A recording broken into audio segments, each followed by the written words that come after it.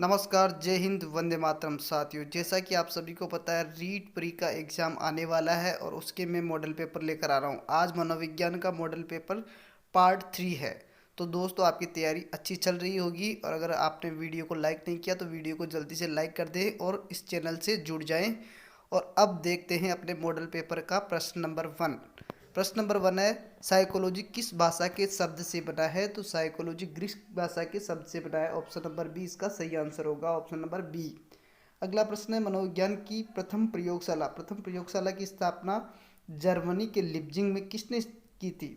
तो ये की थी दोस्तों, option number A William Wundt ने। और दोस्तों, कुछ भ्रांतियाँ भी बनी हुई है, वो भ्रांतियाँ मैं दूर कर देता हूँ। आधुनिक मनोविज्ञान का जनक कौन है? William Wundt. इन्होंने ही दर्शन शास्त्र से मनोविज्ञान को अलग किया था। तो ये भी ध्यान रख लीजिएगा, बहुत ही महत्वपूर्ण प्रश्न है। विलियम वुंट मनोविज्ञान की दृष्टि से बहुत ही महत्वपूर्ण हो जाता है। अगला प्रश्न है अपना प्रश्न नंबर 3। किसने प्रात्यक्षिक अनुभवों के संगठन को महत्वपूर्ण माना? प्रत्यक्ष जो अनुभव होते हैं उनको महत्वपूर्ण माना, ये माना था ऑप्शन नंबर ए गेस्टाल्टवाद ने। ऑप्शन नंबर ए इसका सही आंसर होगा। प्रश्न नंबर 4 है, किस व्यक्ति ने बी बराबर एफ पी ई समीकरण का प्रतिपादन किया? बी का मतलब बिहेवियर है, एफ का मतलब फील्ड थियरी है और पी का मतलब पीपल लोग और ई का मतलब एनवायरनमेंट है। तो दोस्तों, ये बहुत ही महत्वपूर्ण प्रश्न है, तो इसको ध्यान से देख लीजिएगा। इसको किसने प्रतिपादित किया था? तो ऑप्शन नंबर डी इसका सही आंसर होगा, कूट लेविन इसका सही आंसर होगा। प्रश्न नंबर 5 है, मनोविज्ञान जांच के लक्ष्य हैं। मनोविज्ञान के जांच के लक्ष्य कौन कौन से हैं?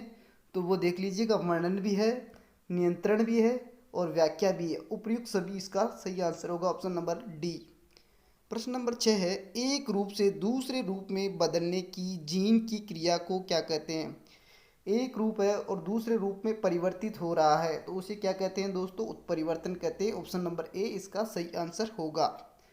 प्रश्न नंबर 7 है, गतिशील क्रमबद्ध और पूर्व कथनीय परिवर्तनों को या जो प्रारूप होता है इसका, इसको क्या कहते हैं? गतिशील होता है, क्रमबद्ध होता है और पूर्व कथनीय होता है।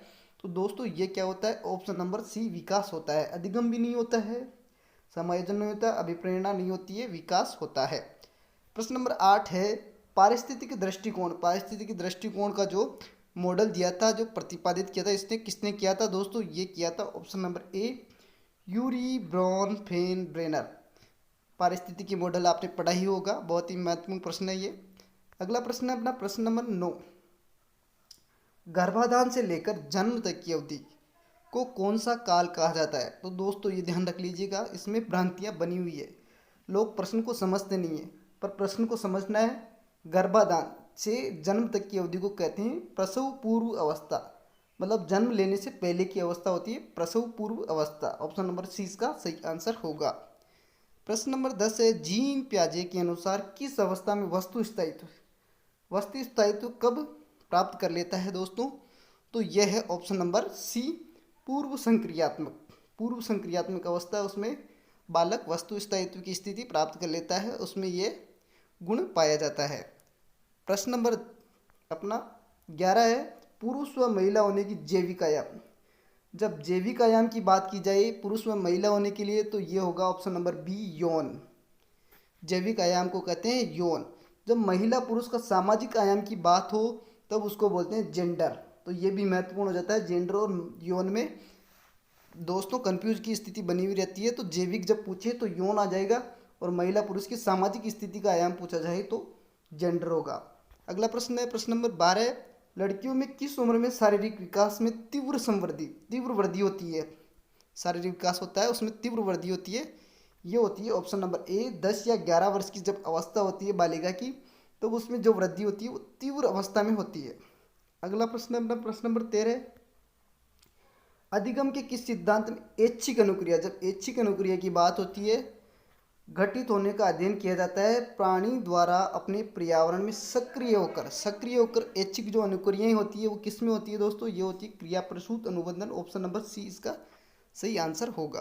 प्रश्न नंबर 14 है, प्राणी को लक्ष्य प्राप्त करने के लिए, जब लक्ष्य प्राप्त करना हो, लक्ष्य प्राप्त करने के लिए प्रबलता से काम करने के लिए ऊर्जा प्रदान की जाती है या ऊर्जा प्रदान करती है। कौन है जो लक्ष्य प्राप्त करने के लिए प्रबलता बढ़ाने के लिए ऊर्जा प्रदान करती है, तो ये करती अभिप्रेरणा। ऑप्शन नंबर सी इसका सही आंसर है। मोटिवेशन जिसे कहते हैं, मोटिवेशन के माध्यम से ही हम लक्ष्य तक पहुंच पाते हैं और उसमें अपने प्रबलता होती है। तो ऑप्शन नंबर सी इसका सही आंसर होगा 14वें प्रश्न का।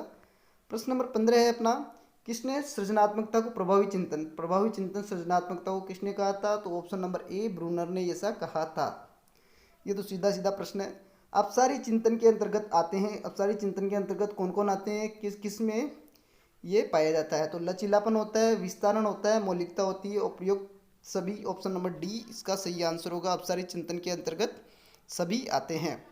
प्रश्न नंबर 17 है, भाषा विचार के अंतर्वस्तु का निर्धारण करती है। भाषा विचार की अंतर्वस्तु का निर्धारण करती है। बेंजामिन का कौन सा दृष्टिकोण है? बेंजामिन ने इसमें कौन सा दृष्टिकोण लगाया दोस्तों? ये लगाया था भाषाई सापेक्षता। ऑप्शन नंबर ए इसका सही आंसर होगा। प्रश्न नंबर 18 की ओर चलते हैं अपन। प्रश्न नंबर 18 है, बुद्धि का जो संरचना मॉडल है वो किसने दिया था? संरचना मॉडल दिया था दोस्तों, option number B J P Guilford ने ये प्रतिपादित किया था, बुद्धि का संरचना मॉडल। प्रश्न नंबर 19 है, चालक द्वारा अपनी बुद्धि का प्रयोग करना। चालक द्वारा बुद्धि का प्रयोग कैसे करेगा? कहाँ से निकालना, कितनी दूरी में हम साधन को निकाल सकते हैं, तो उसको क्या कहते हैं, कितनी स्पीड से चलाना है, तो ये देशिक बुद्धि होती है। ऑप्शन नंबर सी इसका सही आंसर होगा, देशिक बुद्धि। प्रश्न नंबर 20 है, वात पित्त कब्ज जो होता है किसने व्यक्तित्व के अनुसार वर्गीकृत किया है? वात पित्त को किसने वर्गीकृत किया है दोस्तों? ये किया था ऑप्शन नंबर ए चरक ने। ये सही आंसर होगा ऑप्शन नंबर ए। प्रश्न नंबर 21 है, शेल्डन ने व्यक्तित्व को कितने वर्गों में बांटा? तो ये सीधा सा प्रश्न है, ऑप्शन नंबर डी 3 भागों में बांटा था। सीसीई की फुल फॉर्म क्या होती है? 22वां प्रश्न है, सीसीई की फुल फॉर्म मोस्ट इंपॉर्टेंट लगा लीजिए दोस्तों, परीक्षा की दृष्टि से बेहद ही महत्वपूर्ण है। इसका है दोस्तों कंटिन्यूअस एंड कॉम्प्रिहेंसिव इवेल्युएशन। दोस्तों कंटिन्यूअस एंड कॉम्प्रिहेंसिव इवेल्युएशन, सतत एवं व्यापक मूल्यांकन। ऑप्शन नंबर ए इसका सही आंसर होगा। कंटिन्यूअस एंड कॉम्प्रिहेंसिव एवेल्युएशन इसका सही आंसर होगा। प्रश्न नंबर 23 है अपना, शैक्षिक उद्देश्य कहाँ तक प्राप्त हुई? ये किसकी विशेषता है? तो दोस्तों शैक्षिक उद्देश्य कहाँ तक प्राप्त हुई? ये होती है मूल्यांकन की विशेषता। ऑप्शन नंबर बी इसका सही आंसर होगा। प्रश्न नंबर 24 है, आरटी की फुल फॉर्म क्या होती है? ये भी स्टार लगा लीजिए, आरटी की फुल फॉर्म पूछी जाती है, तो इसका सभी को पता होगा, right to education. Option number D इसका सही आंसर होगा, राइट टू एजुकेशन। प्रश्न नंबर 25 है अपना, किस संविधान संशोधन के अंतर्गत शिक्षा को समवर्ती सूची में शामिल किया गया? मतलब कौन सा संविधान संशोधन था जिसमें शिक्षा को समवर्ती सूची में रखा गया? तो यह है ऑप्शन नंबर ए 42वां संविधान संशोधन। प्रश्न नंबर 26, एनसीएफ 2005 के निर्देशक तत्वों में शामिल नहीं है। जो नीति निर्देशक तत्व है एनसीएफ 2005 के, उसमें कौन सी चीज़ शामिल नहीं है? रटन प्रणाली। ऑप्शन नंबर ए यही इसका आंसर होगा, रटन प्रणाली इसमें शामिल नहीं है। प्रजातांत्रिक ढांचा होता है, परीक्षा को कक्षा की गतिविधियों से जोड़ना, ये भी होता है, चहुमुखी विकास के अवसर प्राप्त होते हैं, तो ये तीनों है। और रटन प्रणाली ऑप्शन नंबर ए इसमें नहीं होता है। अगला प्रश्न है अपना, आरंभिक स्तर पर 4 कौशलों का क्रम होता है। दोस्तों ये क्रम क्या होता है? ऑप्शन नंबर सी LSRW का क्रम होता है। लिसनिंग, स्पीकिंग, राइटिंग, रीडिंग और राइटिंग। एल का मतलब लिसनिंग, एस का मतलब स्पीकिंग, आर का मतलब रीडिंग और डब्ल्यू का मतलब राइटिंग। तो ये LSRW का क्रम चलता रहता है, तो ऑप्शन नंबर सी इसका सही आंसर होगा। प्रश्न नंबर अगला है, क्रियात्मक अनुसंधान के जनक कौन है? तो क्रियात्मक अनुसंधान के जनक स्टीफन एम कोरे। ऑप्शन नंबर ए इसका सही आंसर होगा। अगला प्रश्न अपना प्रश्न नंबर 29, सीखने के प्रतिफल होते हैं। सीखने के जो प्रतिफल होते हैं वो कौन से केंद्रित होते हैं? वो होते हैं छात्र केंद्रित। ऑप्शन नंबर सी इसका सही आंसर होगा, छात्र केंद्रित ही होते हैं, आउटपुट प्राप्त किया जाता है छात्रों का। प्रश्न नंबर 30 है, उपचारात्मक शिक्षण के लिए सफलता निर्भर करती है। उपचारात्मक जो शिक्षण होता है उसकी सफलता किस पर निर्भर करती है? तो दोस्तों ये करती है समस्या के कारणों की सही पहचान। ऑप्शन नंबर सी इसका सही आंसर होगा। समय अवधि नहीं है, भाषा के नियम नहीं है, शिक्षण सामग्री नहीं है, तो ऑप्शन नंबर सी समस्या के कारणों की सही पहचान। तो दोस्तों ये वीडियो आपको कैसा लगा होगा? अच्छा लगा होगा तो इसको लाइक करें, शेयर करें और सब्सक्राइब जरूर कर लें। अगले वीडियो में मिलते हैं। जय हिंद, जय भारत।